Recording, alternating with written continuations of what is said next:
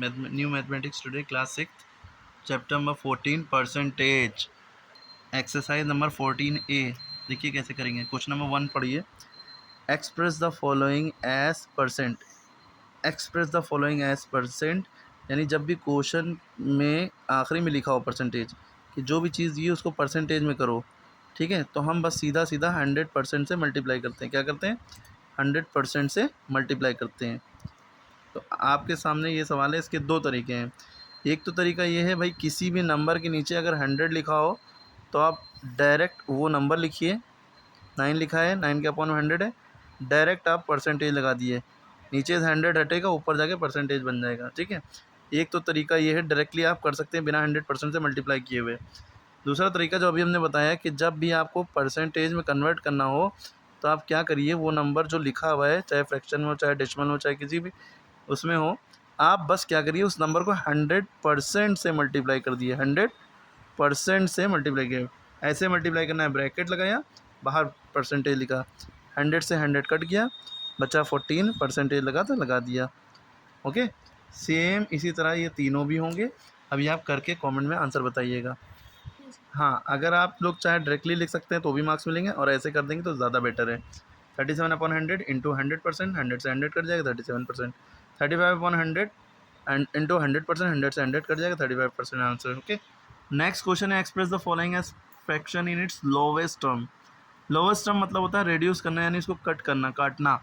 तो फर्स्ट सम आपका ये है कि 40% लिखा है। क्या लिखा है? 40%। इसको किस में करना है? लोवेस्ट टर्म में। इस सवाल में ये डिफरेंस है, इसको परसेंटेज में करना था तो हम बस नीचे 100 तक वो कर देते थे। अब इसके बगल में परसेंटेज है, यहाँ नीचे 100 था तो उसके बगल में परसेंटेज लगाए दे रहे थे, यहाँ नीचे परसेंटेज लगा है तो क्या करेंगे, इसके अपॉन में 100 लिख देंगे। ओके, जब किसी के बगल में परसेंटेज लगे होगा बिसाइड तो उसको अपॉन में 100 लिख देंगे। ओके, अब जो कट रहा है काट देंगे, क्योंकि लोवेस्ट टर्म का मतलब है काटना। 0 से 0 कटा, क्या बचा? 4/10। ये दोनों 2 के टेबल में आते हैं। टू 2 ज़ा 4, टू 5 ज़ा 10, तो 2/5 आंसर आ गया। अब ये कटेगा नहीं, रेड्यूस नहीं होगा, तो यही आंसर है। इसी तरह इसको कैसे करेंगे लोवेस्ट टर्म में? पहले तो ये मिक्स फ्रैक्शन है, इसको हमेशा इम्प्रॉपर में करेंगे। ये लाइन पूरी खींच लेंगे, जो नीचे लिखा है वो एक बार लिखेंगे, इसको फिर इससे मल्टीप्लाई करेंगे, यानी इसी नंबर को फिर ऊपर लिखेंगे और इससे मल्टीप्लाई करेंगे, यानी इसको इससे मल्टीप्लाई, इससे ऐड। ये करते हैं, परसेंटेज लगा था, लगा रहेगा।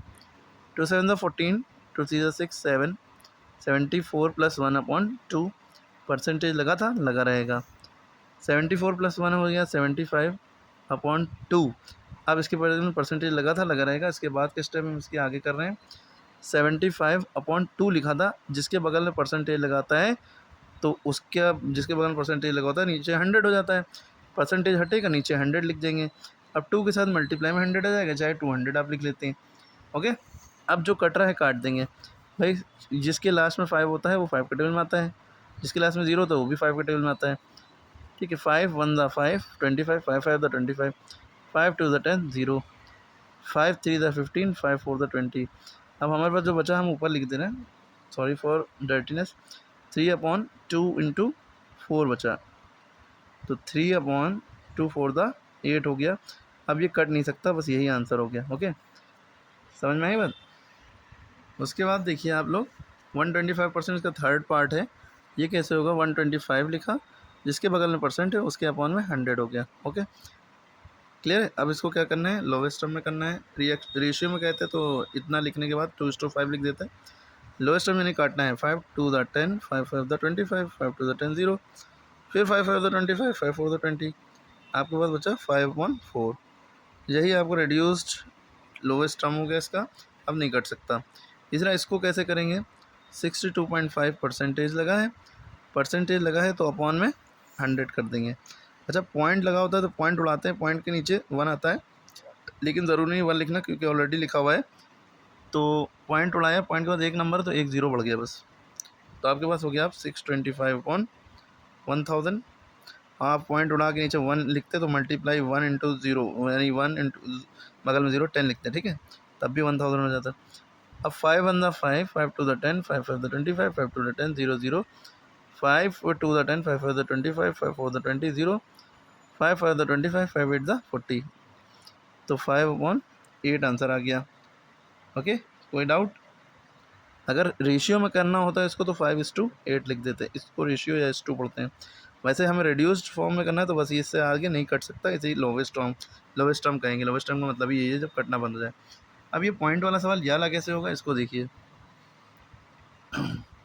18.75 है तो 18.75 तो लिखा ही था, एक तो पॉइंट में था, उसके अलावा यहाँ परसेंटेज लगा था। तो आपको लॉजिक पता है, जब परसेंटेज लगा होता है तो अपॉन में 100 आ जाता है। ओके, अब फिर साथ साथ पॉइंट उड़ाते हैं, पॉइंट का 2 नंबर तो 2 जीरो बढ़ गए। ओके, इक्वल टू के नीचे इक्वल टू 1875 अपॉन 1 4 बार 0 है ना। ये 5 के टेबल में आता है क्योंकि लास्ट डिजिट 5 है, यहाँ 0 है तो दोनों 5 के टेबल में आते हैं।